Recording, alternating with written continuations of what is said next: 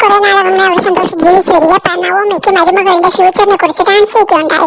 അങ്ങനെ അവരുടെ മനസ്സിൽ ഒരു പ്ലാൻ തയ്യാറാക്കുകയാണ്. ആ പ്ലാൻ ബി എന്താണ് നമുക്കൊന്ന് കണ്ടു നോക്കാം ഗൈസ്.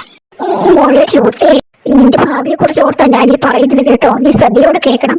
ഇന്ന് രാത്രി ബോസ് അവന്റെ ഗോഡൌണിൽ വരുന്നുണ്ട്.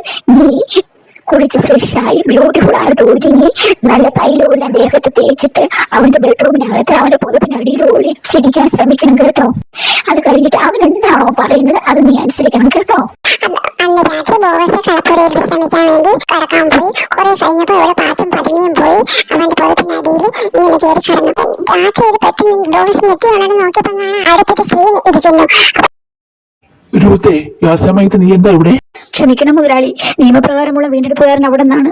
അവിടെ നിന്ന് രക്ഷിച്ചു തന്നെയാവണം. Please please. രൂത്ത്, നീ നല്ലൊരു സ്ത്രീയാണെന്ന് എനിക്കറിയാം. പക്ഷേ എന്നെക്കാൾ അർഹതയുള്ള വേറൊരു വീണ്ടെടുപ്പുകാരൻ ഈ നാട്ടിലുണ്ട്. അയാളോട് സംസാരിച്ചതിന് ശേഷം നമുക്ക് പിന്നെ തീരുമാനിക്കാം. പക്ഷെ നീ എത്രയും പെട്ടെന്ന് എന്റെ ബെഡ്റൂമിൽ നിന്ന് ഇറങ്ങി പോയേ പറ്റൂ. ശരി മുതലാളി.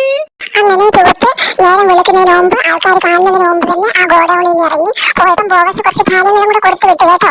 അവരെ തിരിച്ച് അമ്മയമ്മയുടെ അടുത്തെത്തി. നമ്മുടെ പ്ലാൻ സക്സസ് ആയോ? എന്താ അദ്ദേഹം പറഞ്ഞത്? അമ്മയെ മറുപടി പിന്നെ പറയാമെന്ന് പറഞ്ഞു. പിന്നെ അമ്മയ്ക്ക് തരാൻ വേണ്ടി കുറച്ച് ധാന്യവും കൂടെ തന്നു വിട്ടു കേട്ടോ. എന്തായാലും നമ്മുടെ പ്ലാൻ സക്സസ് ആവുമെന്ന് നോക്കാം. വെയിറ്റ് ചെയ്യാൻ കേട്ടോ നമുക്ക്. പിറ്റേ ദിവസം ഗ്രാമസഭ കൂടുന്ന സ്ഥലത്ത് പ്രമാണിമാരെല്ലാം വിളിച്ചു കൂട്ടിയിട്ട് അർഹതയുള്ള മറ്റ് വീണ്ടെടുപ്പുകാരനെയും വിളിച്ചു. എന്നിട്ട് അവർ ചർച്ച നടത്തുകയാണ്. അളിയോ സുഹൃത്തെ, നിനക്ക് രൂത്തിന് വിവാഹം കഴിക്കാൻ സമ്മതമാണോ?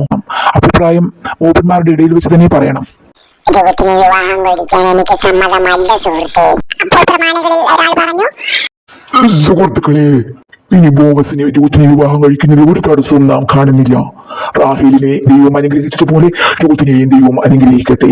പിരിഞ്ഞു പോകാം. അങ്ങനെ ബോവസ് മോഹാഭ്യസ്ത്രീയായ രൂത്തിനെ വിവാഹം കഴിക്കുന്നു.